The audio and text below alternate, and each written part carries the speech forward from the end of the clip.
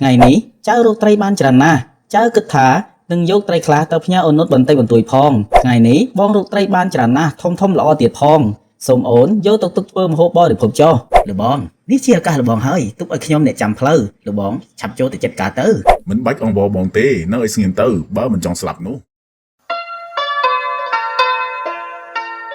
សូមជូនរឿងខ្មោចនាងនុតពូមឿនមីងសំគឺជាកសិករមួយក្នុងចំណោមកសិករដទៃទៀតរស់នៅក្នុងភូមិមួយក្បែរជើងព្រៃរាល់ថ្ងៃក្រៅពីស្រែចម្ការពួកគាត់ក៏មានរបរជីដំឡូងនៅក្នុងព្រៃដើម្បីលក់ដូរចិញ្ចឹមជីវិតផងដែរពូមឿនមីងសំគាត់មានកូនក្រមុំម្នាក់ឈ្មោះនាងនុតនាងគឺជានារីដែលមានរូបឆោមស្រស់ស្អាតដាច់គេក្នុងភូមិតែម្ដង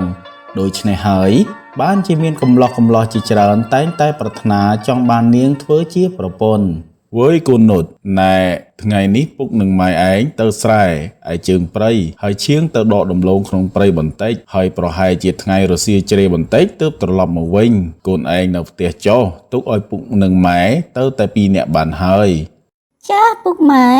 កូននឹងរៀបចំទុកដាក់ផ្ទះសម្បែងឲ្យបានស្អាតបាតសូមពុកម៉ែកុំព្រួយបារម្ភអី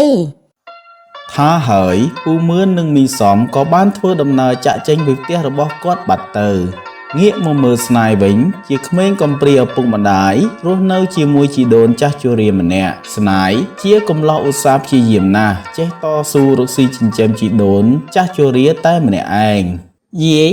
ថ្ងៃនេះយាយមិនបាច់ទៅជាមួយចៅនោះទេព្រោះយាយចាស់ណាស់ហើយ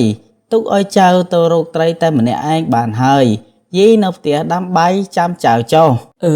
ចៅទៅចុះយាយនៅចាំផ្ទះតែចៅឆាប់ត្រឡប់មកវិញណាចៅកុំនៅយប់ព្រលប់ពេកនិយាយចប់ស្នាយក៏បន្តដំណើរចាក់ចេញដើម្បីទៅរកត្រីនិងបន្លែផ្លែឈើនៅឯព្រៃចុងភូមិនោះបាត់ទៅយាយចៅត្រឡប់មកវិញហើយយាយថ្ងៃនេះចៅរកត្រីបានច្រើនណាស់ចៅគិតថានឹងយកត្រីខ្លះទៅផ្ញើអូននុតបន្តិចបន្តួចផងក្រៅពីនោះយើងទុកសម្រាប់បរិភោគថ្ងៃស្អែកទៀតយាយស្រេចតែចៅទេយាយមិនថាអីនោះទេនិយាយចប់ស្នាយក៏បានចែករំលែកត្រីខ្លះដើម្បីយកទៅផ្ញើនុតដែលជាសង្សាររបស់គេហើយអូននុតអូន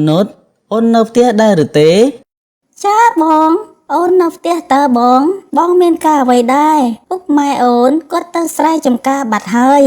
អូបងថាយកត្រីបន្តិចបន្តួចយកមកផ្ញើពួកគាត់ហើយនឹងអូនថ្ងៃនេះបងរកត្រីបានច្រើនណាស់ធំល្អទៀតផងសូមអូនយកទៅទុកធ្វើម្ហូបបរិភោគចុះថាហើយស្នាយក៏បានប្រគល់ត្រីឲ្យទៅនាងនុតទុកហើយក៏ត្រឡប់មកផ្ទះវិញដោយមិនហ៊ាននៅដង្អកយូរនោះទេពីព្រោះម្ដាយឪពុកនាងនុតមិននៅផ្ទះផងកុំឲ្យញាតិមិត្តឃើញហើយគេមើលមកក្នុងផ្លូវមិនល្អណែអាបឿនថ្ងៃនេះយើងដូចជាមានអារម្មណ៍មិនសប្បាយចិត្តសោះបាទលើបងតើលោកបងមានរឿងអីនៅក្នុងចិត្តមែនទេលោកបងប្រាប់ខ្ញុំមកមានរឿងអីធំដុំទេយើងស្អប់ពុកម៉ែយើងពូកែស្ដីបន្ទោសឲ្យយើងណា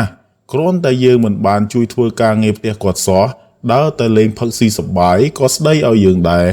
អូលបងគ្រាន់តែរឿងប៉ុណ្ណឹងកុំទៅយកដាក់ក្នុងចិត្តអីលបងមកពីគាត់ស្រឡាញ់លបងទើបគាត់ស្ដីឲ្យលបងនឹងណា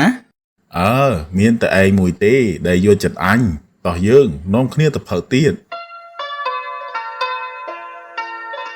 ណែអាបឿននោះគឺអូននុតទេតើគេនៅផ្ទះតែម្នាក់ឯងនៅក្នុងផ្ទះនោះដូចជាមិនឃើញពុកម៉ែនាងសោះប្រហែលជាពួកគាត់ទៅស្រែចម្ការបាត់ហើយ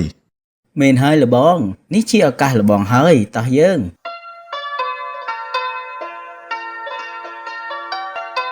នុតថ្ងៃនេះអូននៅផ្ទះតែម្នាក់ឯងមែនទេចុះពូមីងគាត់មិននៅផ្ទះមែនទេចាបងយុទ្ធគាត់មិននៅផ្ទះទេគាត់ទៅស្រែចម្ការជើងព្រៃក្បែរភូមិនេះបាត់ហើយរសៀលបន្តិចបានគាត់ត្រឡប់មកវិញលបងនេះជាឱកាសលបងហើយទុកឲ្យខ្ញុំអ្នកចាំផ្លូវលបងឆាប់ចូលទៅចិត្តការទៅអាបឿនមានតែឯងទេទើបដឹងចិត្តយើងល្អមើលផ្លូវឲ្យយើងទុកឲ្យយើងចិត្តចែងបងយុទ្ធ